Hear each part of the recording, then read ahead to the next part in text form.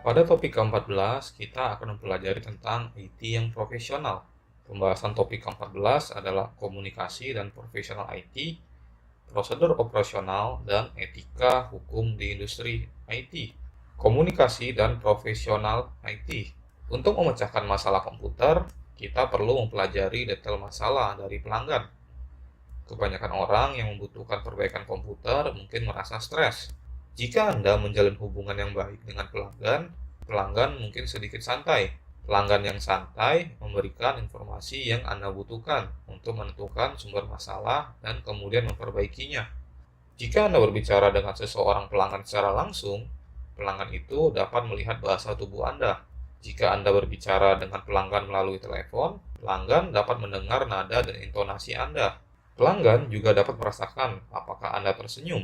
Banyak teknisi call center menggunakan cermin di meja mereka untuk memantau ekspresi wajah mereka. Ketika bekerja dengan pelanggan, kita harus aktif mendengarkan. Izinkan pelanggan untuk menceritakan keseluruhan cerita. Selama pelanggan menjelaskan masalah, sesekali selipkan beberapa kata atau frasa kecil seperti "saya mengerti" atau "ya".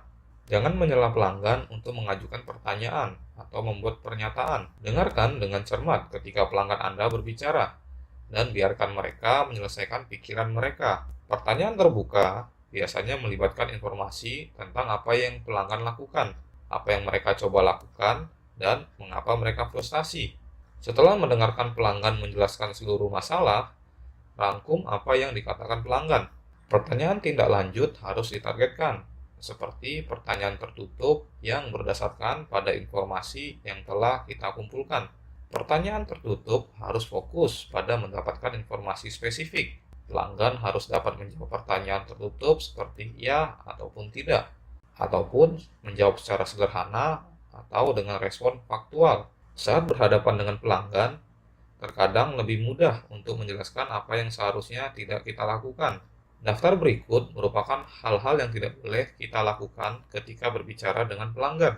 Jangan meminimalkan masalah pelanggan. Jangan menggunakan jargon, singkatan, akronim, atau bahasa gaul. Jangan menggunakan sikap atau nada suara negatif.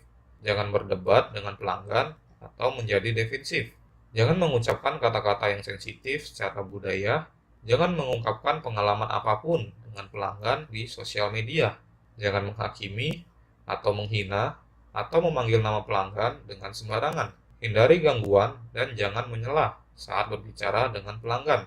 Jangan menerima panggilan pribadi saat berbicara dengan pelanggan. Jangan berbicara dengan rekan kerja tentang hal-hal yang tidak terkait ketika berbicara dengan pelanggan. Hindari pegangan yang tidak perlu dan pegangan yang secara tiba-tiba. Jangan mentransfer panggilan tanpa menjelaskan tujuan transfer dan mendapatkan persetujuan pelanggan. Jangan menggunakan komentar negatif tentang teknisi lain kepada pelanggan. Untuk menjaga fokus panggilan terhadap pelanggan, gunakan bahasa yang tepat. Hindari bahasa teknis yang mungkin tidak dimengerti oleh pelanggan. Dengarkan pelanggan dengan cermat dan biarkan mereka berbicara. Gunakan pertanyaan terbuka dan tertutup untuk mempelajari detail tentang masalah pelanggan.